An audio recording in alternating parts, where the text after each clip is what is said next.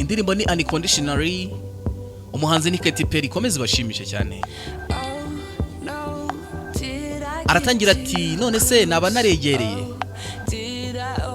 ati none se base naba narabonye mu by'ukuri icyanya cyo kirimo imbere. Agakomeza ati ibyo byose biguhangayikisha, ubwo bwiru bwawe bwose,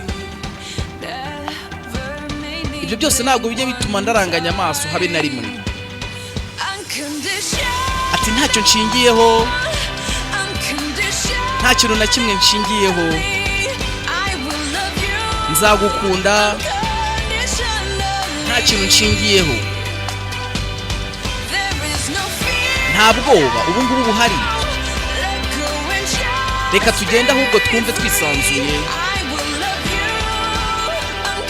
nzagukunda ntacyo nshingiyeho.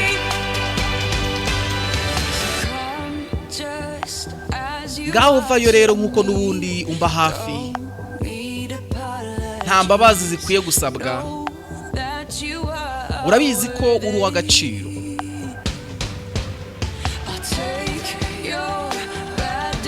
Nzafata iminsi mibi yawe ndetse n'iminsi myiza, binyurane mu muyaga w'ishyuheri.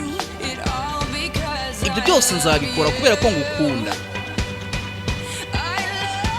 kubera ko ngukunda. Ntacyo nshingiyeho, nta kintu na kimwe nshingiyeho, nzagukunda nta kintu na kimwe nshingiyeho, nta bwoba buhari ubu ngubu, reka ahubwo tugende twumve twisanzuye, nzagukunda ntacyo nshingiyeho.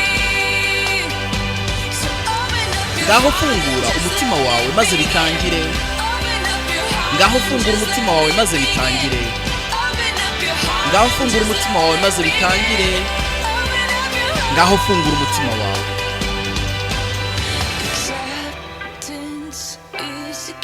Agakomeza ati kwemera nirwo rufunguzo, nirwo rufunguzo rwo kwisanzura.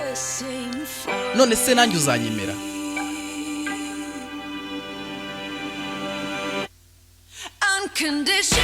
Ntacyo nshingiyeho, nta kintu na kimwe nshingiyeho, nzagukunda nta kintu na kimwe nshingiyeho, nta bwoba buhari ubu ngubu,